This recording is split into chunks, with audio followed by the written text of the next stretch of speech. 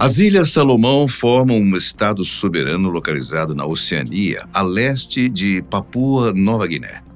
O território abrange 6 ilhas principais e mais de 900 ilhas menores, espalhadas por um vasto trecho do Pacífico.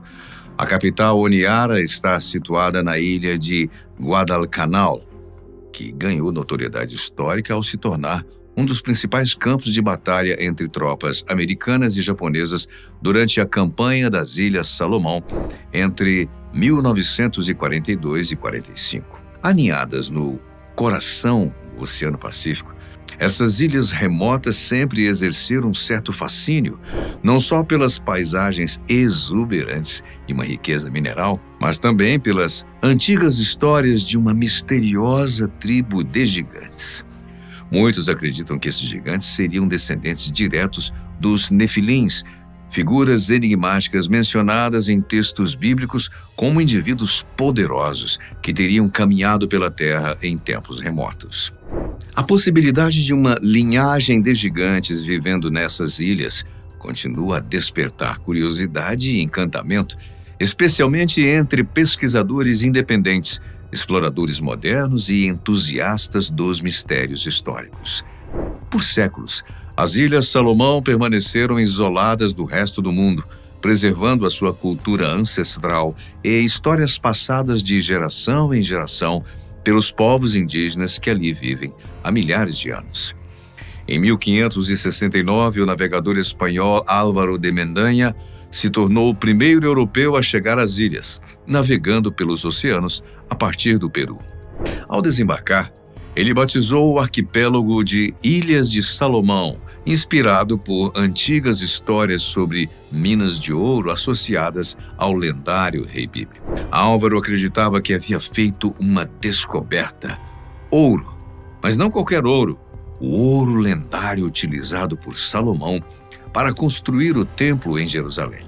Essa possibilidade despertou o interesse de outros curiosos e pesquisadores europeus.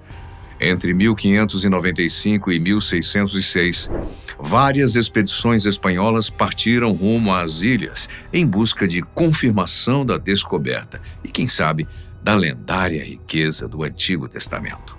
Embora as promessas de ouro feitas por Mendanha não tenham sido confirmadas na época, investigações e escavações mais recentes revelaram que as ilhas realmente abrigam grandes reservas auríferas de ouro.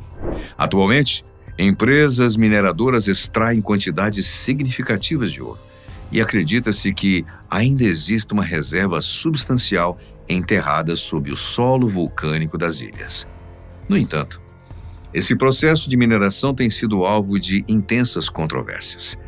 Comunidades locais acusam as mineradoras de explorar os recursos naturais de forma predatória, causando danos ambientais severos e afetando negativamente as suas terras e modos de vida. O debate sobre os impactos socioambientais da mineração continua em aberto, especialmente diante do crescente interesse internacional por essas riquezas ocultas. Entretanto, o real fascínio das Ilhas Salomão vai além do ouro. Entre as tradições orais dos povos nativos, há relatos impressionantes sobre a existência de gigantes que habitaram e, olha só, talvez ainda habitem aquelas terras. São histórias que atravessam os séculos e que, assim como em outras culturas espalhadas pelo mundo, apontam para a presença de seres humanos colossais convivendo com os povos originários de um passado não tão distante. Para muitos moradores, essas histórias não são apenas lendas, mas memórias reais. Eles acreditam que os gigantes não apenas existiram no passado, como ainda vivem em áreas remotas das ilhas, escondidos nas florestas fechadas ou nas cavernas inacessíveis, longe da vista humana. E se for verdade? As narrativas sobre esses gigantes são diversas, com variações de região para região. Em algumas versões, os gigantes são considerados protetores das florestas, quase como guardiões sagrados da terra.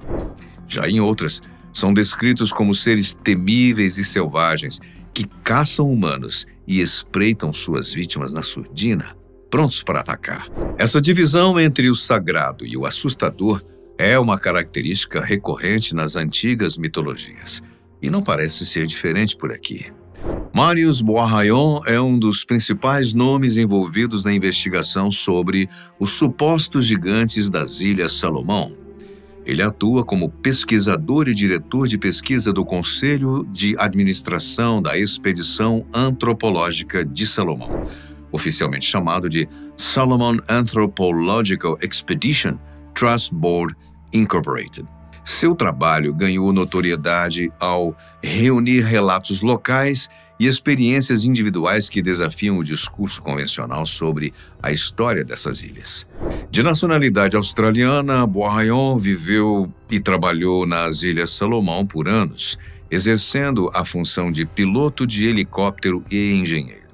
Durante esse período, casou-se com uma mulher natural da região, o que o aproximou ainda mais da cultura regional. Ele se naturalizou cidadão salomonense e mergulhou nas tradições, crenças e histórias transmitidas oralmente, incluindo aquelas que falam sobre a presença de gigantes nas florestas e montanhas daquelas ilhas. Em 2010, ele lançou o livro Mistérios das Ilhas Salomão, o qual reúne uma série de histórias contadas pelas pessoas que ali habitaram, inclusive por sua própria esposa. A obra apresenta um compilado de lendas, testemunhos e evidências que apontam para a existência de gigantes com mais de 3 metros de altura, vivendo em regiões isoladas da ilha. Boisrayon se refere a esses seres como os gigantes de Guadalcanal. Segundo suas descrições, eles apresentam características físicas muito distintas.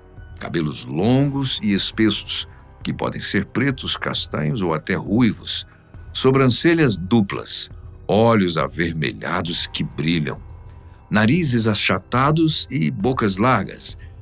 Ele relata que alguns desses gigantes, ao longo da história, teriam roubado e até matado humanos, invadindo vilarejos para capturar moradores. Uma das histórias mais impactantes mencionadas por ele envolve um gigante particularmente agressivo que passou a aterrorizar as comunidades locais. Esse ser colossal atacava aldeias, matando guerreiros e moradores. Após inúmeras tentativas frustradas de derrotá-lo, os habitantes foram forçados a abandonar as suas terras e se mudarem para outras regiões da ilha, numa tentativa de proteger os seus familiares e manter viva a sua linhagem. Curiosamente, os relatos apontam que esses gigantes não são seres isolados e selvagens, mas possuem um sistema social próprio. Muitos acreditam que milhares deles ainda vivem escondidos em Guadalcanal. Para evitar o contato com humanos, os gigantes usariam sistemas subterrâneos de cavernas e túneis que atravessam a ilha de um extremo ao outro, permitindo que eles se desloquem sem serem vistos. Uma das histórias mais perturbadoras é de uma jovem chamada Mango. De acordo com os relatos orais, ela foi sequestrada por gigantes ainda na juventude e considerada morta após desaparecer por décadas. Para a surpresa de todos, cerca de 25 anos depois, Mango reapareceu, profundamente mudada, em estado de choque e quase irreconhecível para sua família. Segundo a história, Mango foi mantida como esposa por um dos gigantes durante todo esse tempo e ficou grávida dele. Ela deu à luz uma criança mestiça, um menino de aparência incomum, que infelizmente foi morto pelos próprios irmãos de Mango antes de completar 5 anos de idade.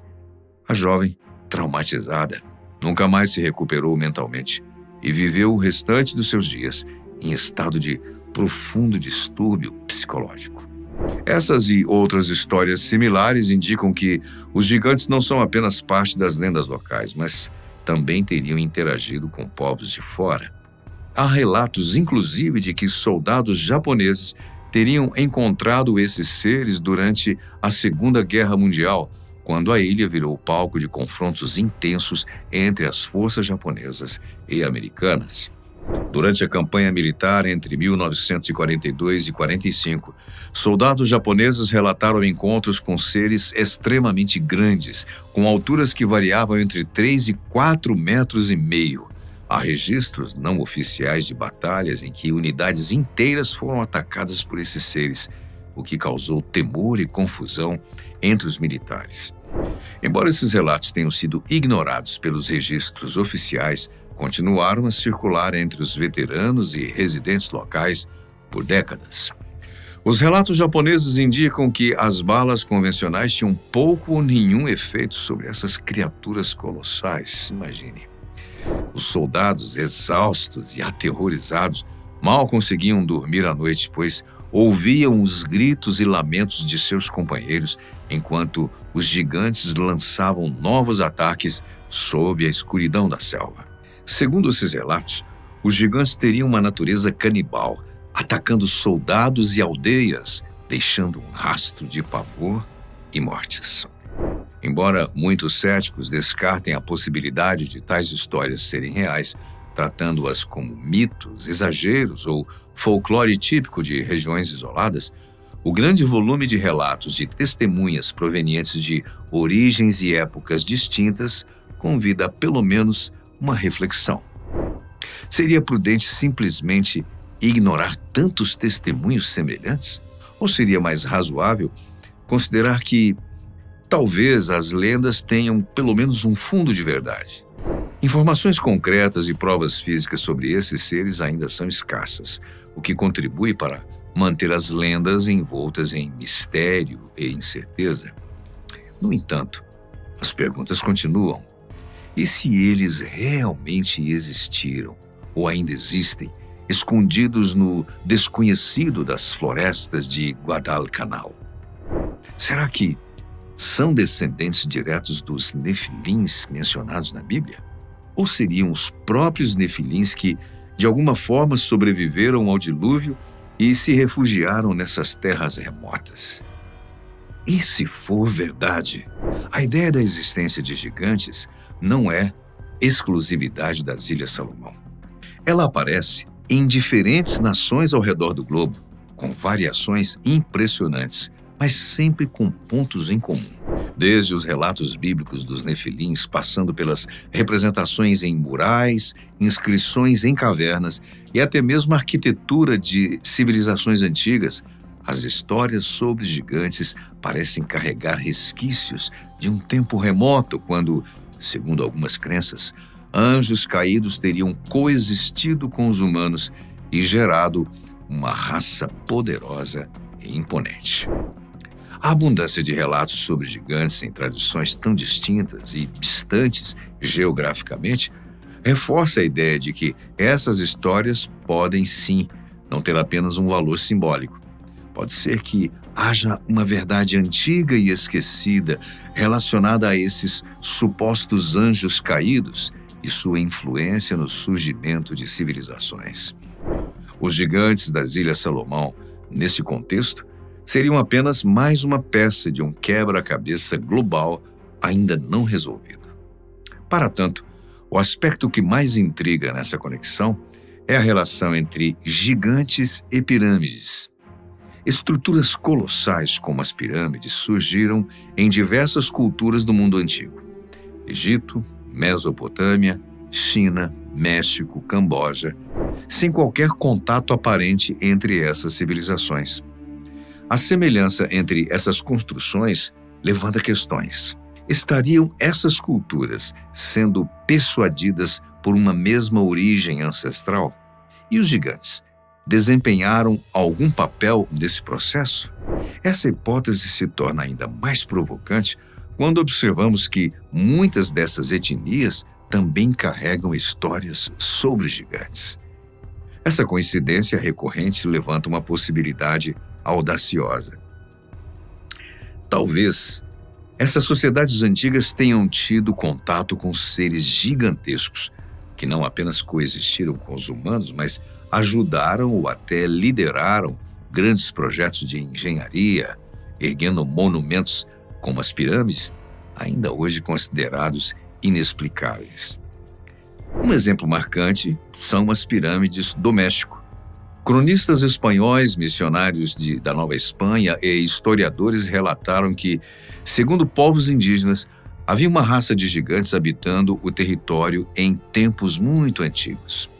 Eles eram conhecidos como Kinametsin e são mencionados em lendas, mitos e registros históricos de diferentes civilizações da Mesoamérica. O termo Kinametsin faz parte da mitologia asteca e se refere a uma raça de gigantes que, de acordo com a lenda, habitava a Terra antes da existência da humanidade como a conhecemos. São acreditados como construtores das impressionantes pirâmides de Teotihuacan e de Cholula, esta última considerada a maior pirâmide do mundo em volume. Quando os frades europeus chegaram à América e se depararam com as imensas construções dedicadas aos deuses indígenas, buscaram explicações plausíveis dentro dos seus próprios referenciais culturais. É claro, cada um só fala o que sabe. De acordo com o Jornal da Arqueologia Mexicana, membros da Companhia de Jesus, os jesuítas, passaram a atribuir a edificação dessas pirâmides aos gigantes mencionados pelos nativos. Para eles, não era possível que povos primitivos tivessem construído tais obras sem a ajuda de seres excepcionais. A Bíblia serviu como base interpretativa para muitos missionários europeus que buscavam compreender as construções colossais encontradas no Novo Mundo. Para eles, os criadores desses grandes edifícios só poderiam ser seres semelhantes àqueles descritos em passagens bíblicas, como os Nefilins ou outros gigantes mencionados em Gênesis. Um dos exemplos mais conhecidos é a história de Davi e Golias, em que o jovem pastor triunfa sobre um gigante guerreiro, representando a vitória da fé e da inteligência sobre a força bruta. Fora das escrituras sagradas, há também o curioso relato do frei Andrés de Olmos, um missionário franciscano do século XVI, famoso pelo seu trabalho como filólogo, estudioso do desenvolvimento das línguas indígenas nas Américas. Segundo a sua biografia, no palácio do primeiro vice-rei da Nova Espanha, Antônio de Mendoza, teriam sido encontrados ossos de um pé humano colossal, em que cada dedo media mais que a palma de uma mão. Esse achado reforçou a crença entre os colonizadores de que os gigantes habitaram o continente antes da chegada dos europeus.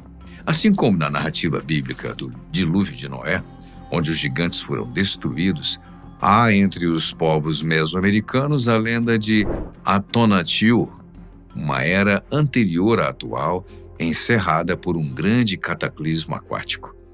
De acordo com a tradição da região de Tlaxcala, os gigantes pereceram quando o dilúvio alcançou as montanhas. Mas, curiosamente, diversas estruturas megalíticas que sobreviveram a essa era são atribuídas à força e habilidade desses seres descomunais, que supostamente moldavam pedras gigantescas como se fossem blocos de argila.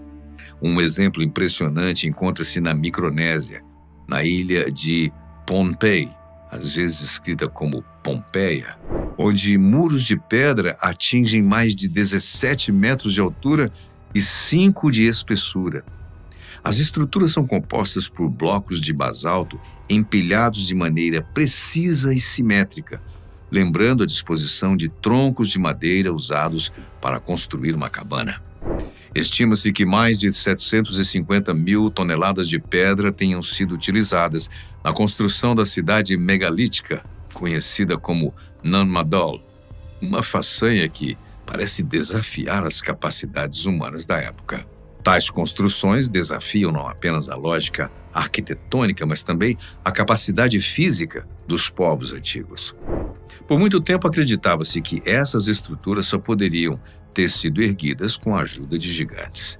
Agora, com os relatos dos gigantes das Ilhas Salomão ganhando mais atenção, essas suposições voltam à tona com mais força ainda e talvez, finalmente, as peças estejam se encaixando. Um marco nessa linha de investigação foi a descoberta feita por Victor Berg, governador da Micronésia, nomeado durante o domínio alemão, no início do século XX. Em 1907, durante uma expedição a Nan Madol, ele acidentalmente tropeçou numa tumba selada que acreditava-se abrigar os restos mortais dos antigos soberanos da ilha. A expectativa era encontrar restos humanos comuns, mas o que se viu foi algo totalmente fora do normal. Dentro da tumba, Berg encontrou esqueletos incrivelmente grandes, com proporções muito superiores às de qualquer ser humano conhecido. Alguns chegavam a quase 3 metros de altura, com crânios e ossos de dimensões impressionantes. A descoberta o levou a especular que os governantes de Nan Madol poderiam ter pertencido a uma raça de gigantes. No entanto, algo ainda mais estranho aconteceu. Na noite da descoberta, uma violenta tempestade abateu-se sobre a ilha. Moradores relataram sons sinistros de conchas sendo sopradas e a presença de orbes brilhantes no céu, como se algo ancestral estivesse despertando. No dia seguinte, Victor Berg foi encontrado morto, em circunstâncias misteriosas. Isso reforçou entre os nativos a crença de que Nan Madol é protegida por forças sobrenaturais e que os antigos gigantes ainda zelam pelo seu território. Após a Primeira Guerra Mundial, o Japão assumiu o controle sobre Pohnpei e também passou a se interessar pelas ruínas de Nan Madol. Segundo os relatos dos habitantes locais, cientistas japoneses iniciaram uma série de investigações arqueológicas. Durante essas escavações, teriam descoberto que as estruturas visíveis hoje são apenas a ponta do iceberg. As ruínas estariam construídas sobre recifes de coral que escondem câmaras e túneis subterrâneos, o que indica que o verdadeiro mistério da cidade ainda está oculto sob as águas e a terra. As escavações japonesas teriam revelado algo ainda mais surpreendente. As construções de Nan Madol se estendiam além da linha costeira, avançando áreas profundas do oceano, formando o que parecia ser uma cidade submersa inteira.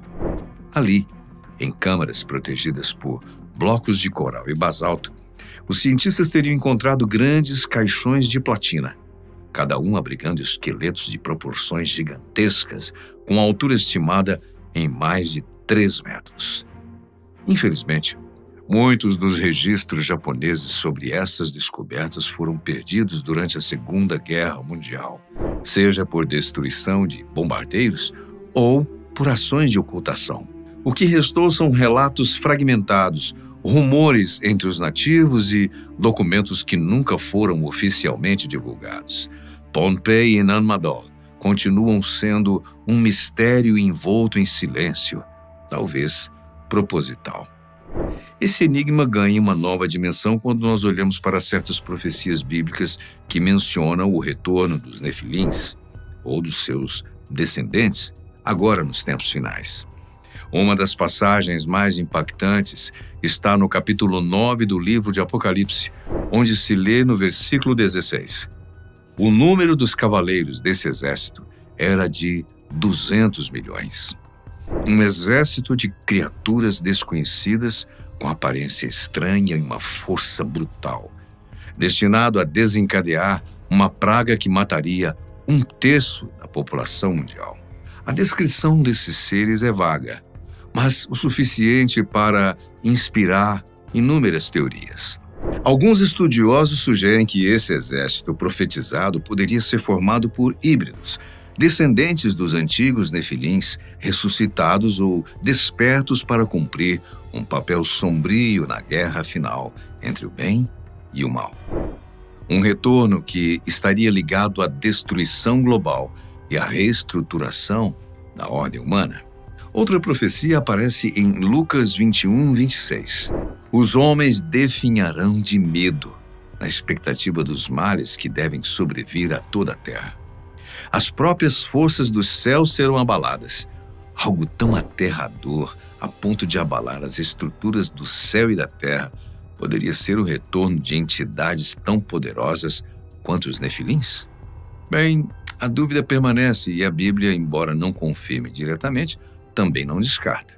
Muitas dessas teorias convergem ao mesmo ponto. A ideia de que os gigantes não estão mortos, nem enterrados, apenas ocultos. Talvez nem precisem ressuscitar no sentido literal, porque nunca deixaram de existir.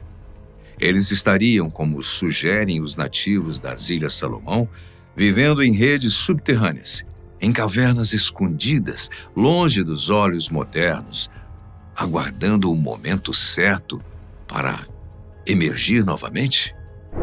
E se eles ainda estão vivos? E se as profecias falam não de um retorno físico, mas de uma revelação, uma exposição futura do que talvez sempre esteve aqui? Bem, talvez os gigantes, os descendentes de Nefilins, jamais tenham desaparecido. Talvez estejam apenas escondidos. E se for verdade?